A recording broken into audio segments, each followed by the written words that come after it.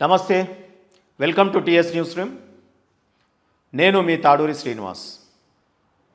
ఈరోజు తెలంగాణలో hot topic Telangana జాగృతి office opening. Telangana రాష్ట్రంలో కల్వకుంట్ల కుటుంబం నుండి ఇంకొక హిడెన్ ఎజెండాతో ఇంకొక రాజకీయ పార్టీ బ్యాకప్గా తయారవుతున్నట్టుగా తెలంగాణ జాగృతి కార్యాలయ ప్రారంభోత్సవం జరిగినట్టుగా భావిస్తూ ఉన్నాం. ఎస్, తెలంగాణ జాగృతి భారత రాష్ట్ర సమితిలాగా భారత రాష్ట్ర సమితిగా ఏర్పడినప్పుడు భారత జాగృతిగా మార్చినారు. మరి ఈరోజు మళ్ళీ తెలంగాణ జాగృతి అంటా ఉన్నారు.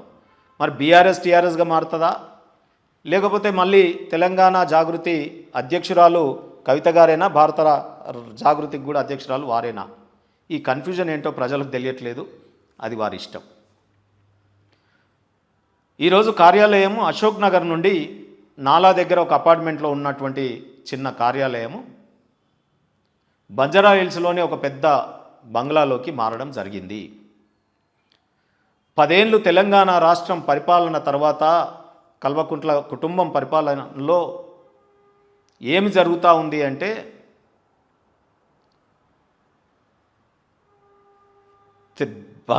భారత రాష్ట్ర సమితి తెలంగాణ భవన్ నుండి ప్రగతి భవన్కు, ప్రగతి భవన్ నుండి ఫామ్ హౌస్కు చేరుకుంది. తెలంగాణ జాగృతి అశోక్ నాలా నుండి బంజారా హిల్స్ బంగ్లాలోకి మారింది.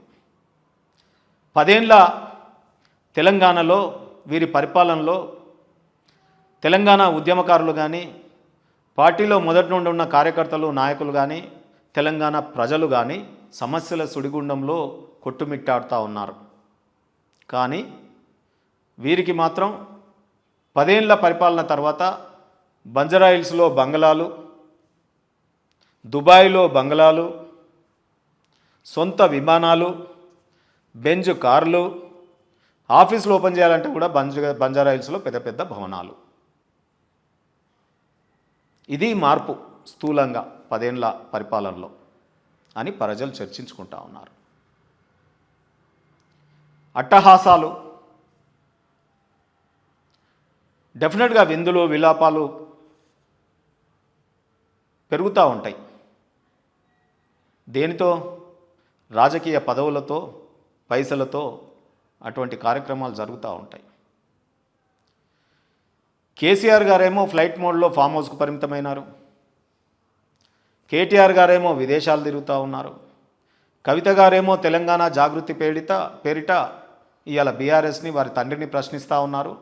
బయట ప్రెస్ మీట్లలో మాత్రం రాజకీయ పార్టీలని, రాజకీయ అంశాలను ఎంచుకుంటా ఉన్నారు. హరీష్ రావు గారు మాత్రం సడీ సప్పుడు చేయకుండా ఈ నాటకాన్ని తిలకిస్తూ ఉన్నారు. ఇంటి పెద్దల్లుడిగా వారికి బాధ్యత లేదా? దీన్ని సెటరైట్ చేయాల్సినటువంటి బాధ్యత వారికి ఉన్నది కదా. కుటుంబ పెద్దగా ఉన్నది, పార్టీలో సీనియర్ నాయకుడిగా ఉన్నది, వారు సపోర్ట్ చేయట్లేదు. ప్రజలు చోద్యం చూడట్లేదు, ప్రజలు ముక్కున వేలేసుకుంటున్నారు. పదవుల కోసం, పైసల కోసం సొంత కుటుంబాలు ఈ రకంగా విచ్ఛిన్నమవుతాయా అని ఆలోచన చేస్తూ ఉన్నారు.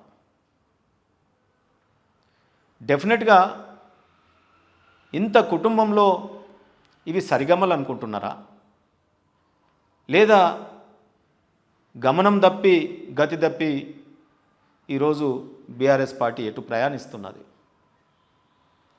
వాన నీటిలో పడవ ప్రయాణం, గమ్యం ఎక్కడో దారి ఎక్కడో తెలియదు పాపం అన్నట్టుగా బీఆర్ఎస్ బోటుకు చిల్లులు పడతా ఉన్నాయి. కవిత గారు ఎంచుకున్న ఇంకొక అంశం, మా నాన్నగారు జాతిపిత. ఎట్లయితారండి? 1969లో కాల్పులలోనే జయశంకర్ గారు 1 గంట ముందు పోయి ఉంటే తను చనిపోయి అమరుడయ్యేవాడు. ఆ రోజు నుంచి ఈ రోజు వరకు ఉద్యమాన్ని బతికించి మీకు ఒక దిక్సూచిగా తెలంగాణ రాష్ట్ర ఉద్యమాన్ని నడిపిస్తే జాతిపిత జయశంకర్ గారు అవుతారా, మీ నాన్నగారు అవుతారా? ఒకసారి ఆలోచన చేయండి. తెలంగాణ రాష్ట్రం కోసం అనేక మంది పోరాడినారు.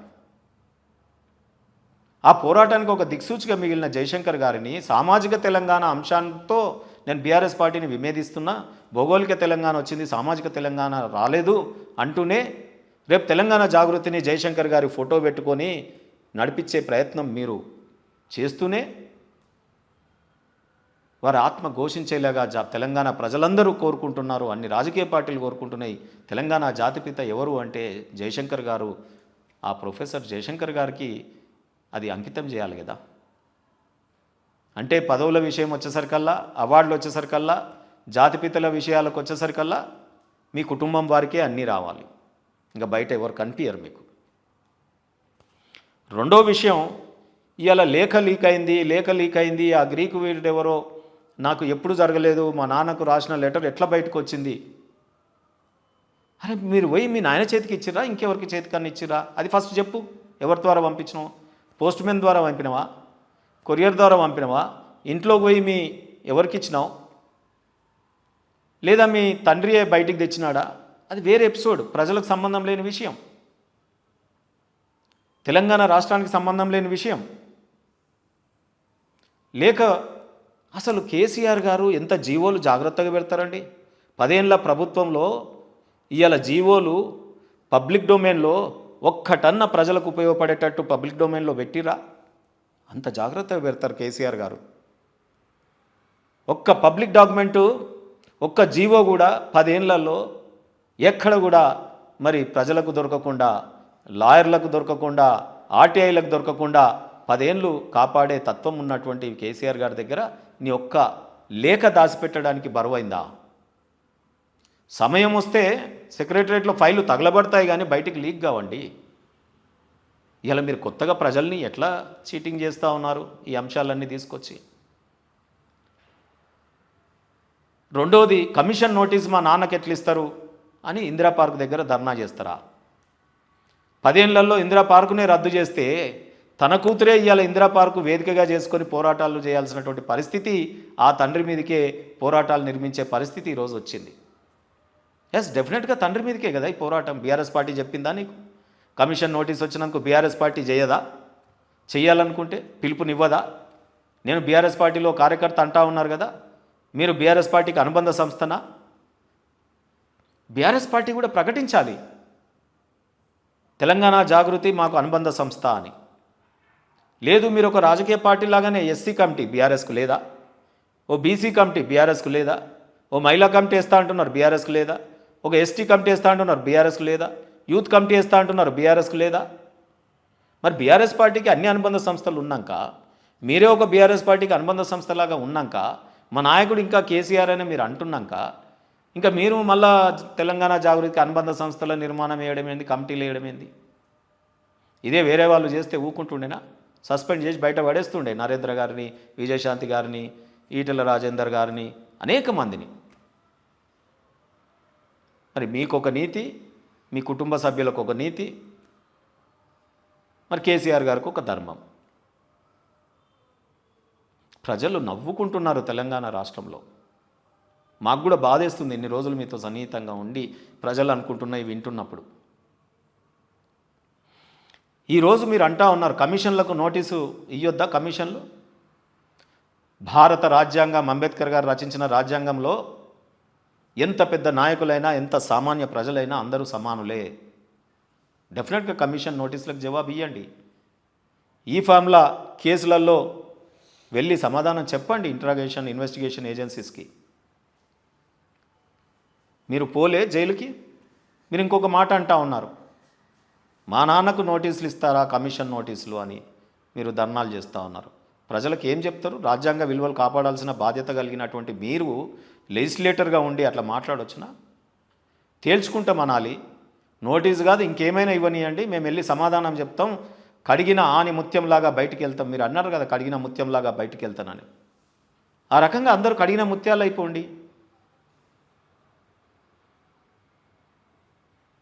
ఇప్పుడు మీరు ఓపెన్ చేసినటువంటి ఏదైతే ఎన్జిఓ ఆర్గనైజేషనే కదా, దాంట్లో కల్చర్ని డెవలప్ చేయండి, దాంట్లో ఉద్యోగ కల్పన చేయండి, దాంట్లో స్కిల్ డెవలప్మెంట్ చేయండి, దాంట్లో ఇంకొక వ్యవస్థ కూడా ఏర్పాటు చేయండి.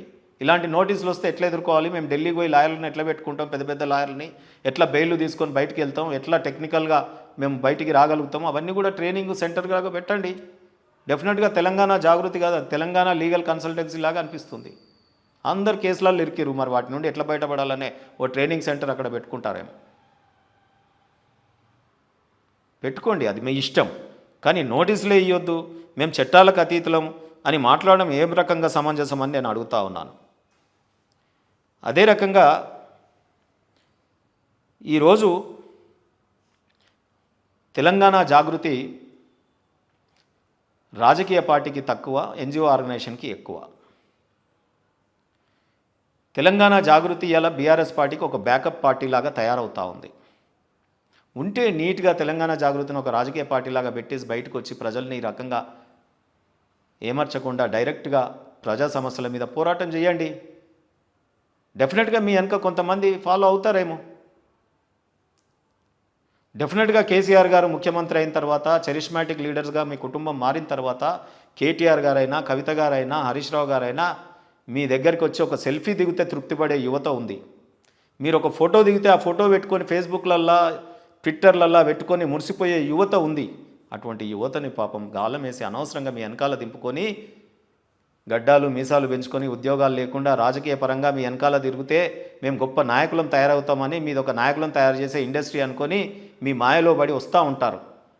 వారు ఏ పదవులు అనుభవించకుండా, రాజకీయ నాయకులుగా ఎదగకుండా, మొత్తం మీ బంధుగణమే, డబ్బులు ఆర్థికంగా కూడా ఎదగకుండా, వారికి అలాంటి ఆలోచనలు, అటువంటి ప్రోత్సాహము ఇవ్వకుండా యువత నీరు గారిపోయి తెల్లెంటుకలు వచ్చి బయటికి వెళ్ళేటట్టు చేయకండి. ఇకనైనా అనేక మంది యువకులు ఇలా ఉద్యోగాలు లేక ఉద్యమంలో 20 ఏళ్ళు ఉన్నోళ్ళు ఇలా 45 ఏళ్ళు, 60 ఏళ్ళు మీరు నోటీస్ ఇచ్చేసరికి రిటైర్మెంట్ వయసు వచ్చినటువంటి తెలంగాణలో ఉన్నారు.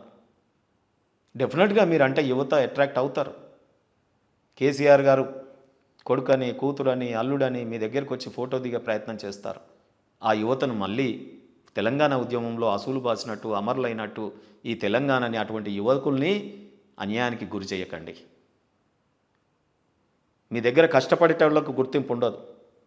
టైంకి మళ్ళా కోట్లాది రూపాయలు పెట్టుకొని వచ్చిన వాళ్ళు, వారసత్వంగా ఆల్రెడీ రాజకీయాలలో ఉన్నోళ్ళు రెడీమేడ్ వాళ్ళని తీసుకుంటారు టైం వచ్చినప్పుడు. ఇప్పుడు ఉద్యమాలు చేసేటప్పుడు మాత్రం బీసీ, ఎస్సీ, ఎస్టీలని మీరు ఇబ్బందుల పాలకు గురి చేస్తారు. మా బీసీ సోదరులకు కూడా నేను ఒకటే చెప్తా ఉన్నాను, ఓబీసీ సోదరులు కానీ, ఎస్సీ, ఎస్టీ సోదరులకు కానీ, సామాజిక తెలంగాణ కవిత గారి ఆధ్వర్యంలో ఎట్లా వస్తుంది? మనం తెలంగాణ ఉద్యమం చేసినాం. ఎందుకు చేసినాం? కేసీఆర్ గారు వెనకాల నేను అసలైన తెలంగాణ బిడ్డని, నాది శ్రీకాకుళం, బీహారు కాదు, తెలంగాణ ఉద్యమం తెలంగాణ వాళ్ళే చేయాలన్నాం. ఆ రోజు తెలంగాణ ఉద్యమం చంద్రబాబు నాయుడు, వైఎస్ రాజశేఖర రెడ్డో, కిరణ్ కుమార్ రెడ్డో చేస్తే తెలంగాణ ప్రజలు వారి వెనకాల పోతుండేనా? పోరు కదా. తెలంగాణ బిడ్డనే తెలంగాణ ఉద్యమం చేయాలి. మరి సామాజిక తెలంగాణ కూడా ఒక ఓబీసీ చేయాలి తప్ప, ఒక ఎస్సీ చేయాలి తప్ప, ఒక ఎస్టీ చేయాలి తప్ప, రేపు సామాజిక తెలంగాణ ఉద్యమం ఉవ్వెత్తున లేస్తుంది, మీ వెనక యువత వస్తారు. వచ్చిన తర్వాత సామాజిక తెలంగాణ వచ్చిన తర్వాత ముఖ్యమంత్రి ఎవరవుతారు అంటే మళ్ళీ కవిత గారిని ముఖ్యమంత్రి చేయడానికి నీ వెనకాల తిరగాల బడుగు బలహీన వర్గాలు? ఉన్నాయి కదా కొన్ని రాజకీయ పార్టీలు. ఇవాళ బీజేపీ తెలంగాణ ముఖ్యమంత్రిని అంటుంది, తెలంగాణ ప్రధానమంత్రిని చేస్తాను చేసిర్రు, 3 సార్లు చేసిర్రు, ఒక్కసారి కూడా కాదు. 27 మంది క్యాబినెట్ మినిస్టర్లు అయ్యారు. ఇవాళ ఒక ఉపరాష్ట్రపతి అయినారు ఓబీసీ, ఒక ఆదివాసీ మహిళ ప్రెసిడెంట్ అయిన, అంతకుముందు ఒక ఎస్సీ ప్రెసిడెంట్ అయినాడు. ఉన్నాయి కదా అటువంటి పార్టీలు. ఇంకా నేను ఒకటే మిమ్మల్ని రిక్వెస్ట్, మా నాన్నకు 2 కన్నులు అయితే బీఆర్ఎస్ ఒక కన్ను, ఇవాళ తెలంగాణ జాగృతి ఒక కన్ను అంటున్నారు. అంటే బీఆర్ఎస్ పార్టీకి ఒక కన్ను పోయింది. నీ దగ్గర ఒక కన్ను ఉంది, ఒంటి కన్ను, మరి బీఆర్ఎస్ పార్టీ ఒక ఒంటి కన్ను. మరి ఇవాళ కేటీఆర్ గారు ఒక కన్నుతో, కేసీఆర్ గారు ఒక కన్నుతో, ఇవాళ మీరు ఒక కన్నుతో ఎవరు ఎక్కడ చూస్తారు? ఏ ప్రజల్ని చూస్తారు? ఏ తెలంగాణను చూస్తారు? అది సాధ్యమేనా? మరి హరీష్ రావు గారి మీద 3వ కన్ను తెరిచినారా కేసీఆర్ గారు? ఈ కళ్ళ గోలేందో, వారి మీద ఈగ వాలితే నేను భరించనడం ఏందో. ఇవాళ తెలంగాణ ప్రజల మీద ఈగ వాలితే అనాలే, తెలంగాణ ప్రజల సమస్య గురించి పోరాడుతా అనాలే. ఇంత పెద్ద తెలంగాణ జాగృతిని ఇంత పెద్ద బిల్డింగ్లో, ఖరీదైనటువంటి బిల్డింగ్లో ఓపెన్ చేసి తెలంగాణ ప్రజల పక్షాన పోరాడాలి. కానీ మా నాయనకు వచ్చిన నోటీస్ మీద ధర్నా చేస్తా అని తొలి ధర్నా నీ కుటుంబం గురించే చేసుకుంటున్నారే. మన ఈ ఫామ్లా కేసులు పడితే కేటీఆర్ గారు గగ్గోలు పెట్టినట్టు ఈరోజు కేసీఆర్ కాళేశ్వరం కమిషన్ మీద వస్తే మీరు గగ్గోలు పెట్టడం. మొత్తం ఈ తెలంగాణ ప్రజలు మీ కుటుంబం కోసమే ఉన్నాంరా. అందుకే దయచేసి ఈ కల్వకుంట్ల కుటుంబం యొక్క కథా చిత్రాన్ని ఇక పనిచేయండి. ప్రజలు ముక్కున వేలేసుకుంటున్నారు, అనేక మంది చర్చించుకుంటున్నారు, మీ దాకా రావట్లేదు. ఎందుకంటే ప్రతిపక్ష నాయకుడిగా మీ నాయన కూడా ఎక్కడ వెళ్ళట్లేదు, ఏ రైతు కల్లాలు తిరగట్లేదు. అసెంబ్లీకి ఇలా హరీష్ రావు గారు ఒక ఇంటర్వ్యూలో వస్తారు కేసీఆర్ గారు, వాళ్ళకు ఏడాది టైం ఇవ్వద్దా, అందుకనే కీన్గా అబ్జర్వ్ చేస్తూ ఉన్నారు కేసీఆర్ గారు ఫామ్ హౌస్లో, రేపు రాబోయే కాలంలో బయటికి వెళ్తున్నాడు అని. అంటే ఇలా కీన్గా నువ్వు అసెంబ్లీకి పోకు, కీన్గా అబ్జర్వ్ చెయ్యి, కానీ ఇక రైతుల దగ్గరకో, కల్లాల దగ్గరకో, విద్యార్థుల దగ్గరకో, లేకపోతే ఆర్టీసీయో, ప్రభుత్వ ఉద్యోగులు అందరు ఇబ్బందులు పడుతున్నారు, వాటి మీద స్పందించవచ్చు కదా. ఓకే, గత చరిత్రలో ఎన్నో రాజకుటుంబాలు మరి ఇటువంటి చరిత్రను సృష్టించుకొని తమకు తామే పరిపాలనలో మరి ఏ రకంగా అహంకారంగా వ్యవహారం చేస్తే, మరి ఫిలిప్పీన్స్లో మార్కోస్ లాగానే మరి అదే రకంగా మరి మీరు కూడా రాజకీయాలలో బీఆర్ఎస్ పార్టీ ఒకటి ఉండే, కేసీఆర్ గారు ఒకరు ఉండే అన్నట్టుగా చేస్తారా? వారి పిల్లలుగా మరి మీరు గొప్ప పేరు తెచ్చుకుంటారా? అది మీ ఇష్టం. జై హింద్, జై భారత్, జై తెలంగాణ.